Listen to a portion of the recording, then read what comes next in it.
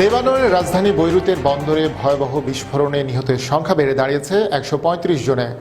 দুর্ঘটনায় আহত হয়েছেন আরও প্রায় ৫,০০০ এবং নিখোঁজ রয়েছেন অনেকেই। আহতরা রাজধানীর ভেতরে ও বাইরে চিকিৎসা সেবা নিচ্ছেন। পরিস্থিতি নিয়ন্ত্রণের দায়িত্ব তুলে দেওয়া হয়েছে লেবানিজ সেনাবাহিনীর হাতে। এদিকে লেবানন সরকার বিস্ফোরণের ঘটনা তদন্তের জন্য বন্দর কর্মকর্তাদের গৃহবন্দী করে রেখেছেন। ডেস্ক রিপোর্টে দেখুন বিস্তারিত। লেবাননে ভয়াবহ বিস্ফোরণে নিহতের সংখ্যা বেড়ে যাওয়ার কথা নিশ্চিত করেছেন দেশটির স্বাস্থ্যমন্ত্রী হামাদ হাসান। আল মানার টেলিভিশনকে তিনি বলেছেন, দুর্ভাগ্যবশত নিহতের সংখ্যা বাড়ছে। বিস্ফোরণের পর ধ্বংসস্তূপের নিচে অনেকেই আটকা থাকায় হতাহতের সংখ্যা আরও বাড়তে পারে বলে আশঙ্কা দেখা দিয়েছে। বিধ্বস্ত বন্দর এলাকায় এখনও কিছু কিছু জায়গায় ধোঁয়া উঠতে দেখা গেছে। নিখোঁজ প্রিয়জনদের খুঁজে বেড়াচ্ছেন বহু মানুষ। বৈরুতের হাসপাতালগুলোতে উপচে পড়া ভিড় লক্ষ্য করা গেছে।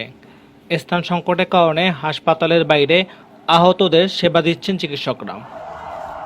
প্রেসিডেন্ট মাইকেল আউন জানিয়েছেন, বিস্ফোরণের নেপথ্যে বন্দরের গুদামে অনিরাপদভাবে রাখা ২,৭৫০ টন অ্যামোনিয়াম নাইট্রেট।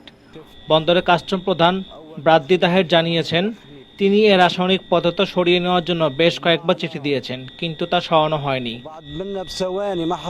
কর্তৃপক্ষ বৈরুতকে দুর্যোগপূর্ণ শহর ঘোষণা করেছে।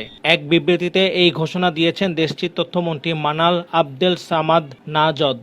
তিনি আরও জানিয়েছেন, ২ সপ্তাহের জন্য বৈরুতে জরুরি অবস্থা জারি করা হয়েছে। প্রয়োজনে তা আরও বাড়ানো হতে পারে। বৈরুতের গভর্নর মারওয়ান আবো জানিয়েছেন, বিস্ফোরণের ফলে শহরটির অন্তত ৩ লাখ মানুষ গৃহহীন হয়ে পড়েছে।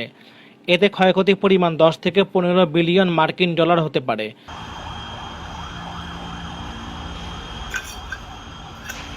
বিস্ফোরণের ঘটনায় বন্দরের গোডাউনে বিপুল পরিমাণ অ্যামোনিয়াম নাইট্রেট মজুদ অবহেলার বিষয়ে গুরুত্ব দিচ্ছেন তদন্তকারীরা।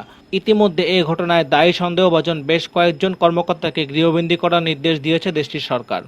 এদিকে মানবিক সহায়তা নিয়ে লেবানন যাচ্ছেন ফ্রান্সের প্রেসিডেন্ট এমানুয়েল ম্যাক্রো।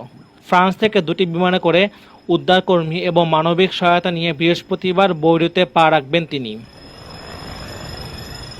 ইউরোপীয় কমিশন জানিয়েছে, শতাধিক দমকল কর্মী, উদ্ধারকারী যান এবং প্রত্যন্ত এলাকায় ধ্বংসস্তূপের নিচে আটকে পড়া লোকজনকে উদ্ধারে প্রয়োজনীয় সরঞ্জামাদি পাঠানোর পরিকল্পনা করা হয়েছে। চেক প্রজাতন্ত্র, ফ্রান্স, জার্মানি, গ্রিস, পোল্যান্ড এবং নেদারল্যান্ডস এই কার্যক্রমে অংশ নিচ্ছে। এছাড়া অন্যান্য আরও কিছু দেশও এতে অন্তর্ভুক্ত হবে বলে আশা প্রকাশ করা হয়েছে। ইরানের রেড ক্রিসেন্ট সোসাইটির প্রধান কারিম হেম্মাতি জানিয়েছেন, বৈরুতে প্রথম ধাপে ২,০০০ প্যাকেট খাবারের পাশাপাশি ঔষধ ও চিকিৎসা সামগ্রী পাঠানোর সিদ্ধান্ত নেওয়া হয়েছে। এছাড়াও সেখানে একটি ভ্রাম্যমাণ হাসপাতাল প্রতিষ্ঠা করবে ইরান। সেখানে ২২ সদস্যের একটি চিকিৎসক দল পাঠানো হয়েছে। বুধবার বিকেলে ওই চিকিৎসক দলটি বিমানযোগে বৈরুতে পৌঁছেছে। বৈরুতে বিস্ফোরণের ঘটনায় চিকিৎসা সহায়তা পাঠানোর আশ্বাস দিয়েছে কাতার, ইরাক ও কুয়েত। ৫০০ শয্যা বিশিষ্ট ২টি ফিল্ড হাসপাতাল পাঠাবে কাতার এবং তেল পাঠাবে ইরাক। ডেস্ক রিপোর্ট, বিশ্ব বাংলা 24।